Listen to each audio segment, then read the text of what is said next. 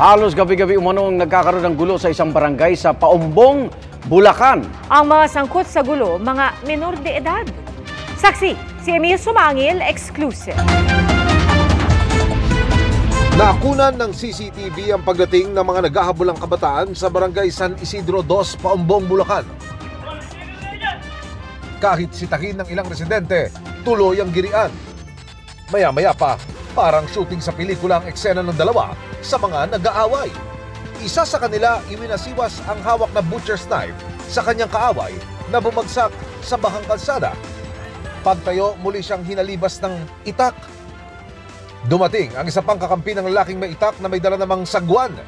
Dito na napatras sa mga kalaban. Ang rumble na ito, isa lang pala sa umano'y halos gabi-gabing gulo. Ayon sa mga residente, mga menor de edad umano ang promotor ng riot. Ang mga lalaking may hawak ng butcher's knife at sagwan ang itinuturong mga lider ng grupo na kung tawagi 11. Katwiran po nila, minor de edad sila, hindi sila kayang ipakulong.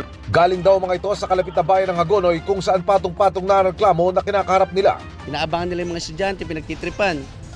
At dadala naman po sa barangay. Nakakausap naman po, pati po yung mga magulang, yung mga guro. Kaya lang po, paulit-ulit na po. Ang nangyayari ngayon, parang pinitisyon po yata sa tinitira nila. Napunta po sila sa kabilang barangay. Nangako ng aksyon ang pamunuan ng barangay San Isidro 2 sa Paumbong kung saan nahulikam ang mga lalaking may hawak na itak at sagwan. Ilalapit daw nila sa Municipal Social Welfare Office ang reklamo sa mga suspect na kapwa mga menor de edad pa. Alam na rin po ito ng kapulisan at nakikipag-cooperate naman po tayo. Kinakausap po namin yung mga magulang nitong mga minor de edad na involved sa kaguluhan ito. Papasalamat po ako sa GMA at nabigyan ng pansin itong nangyayaring kaguluhan dito. Sa Hagonoy, isang gulo rin ang aktual naming natimpukan kanina. Pinagtulungang gulpihin ng ilang lalaki ang kaaway nilang nag-iisa lang.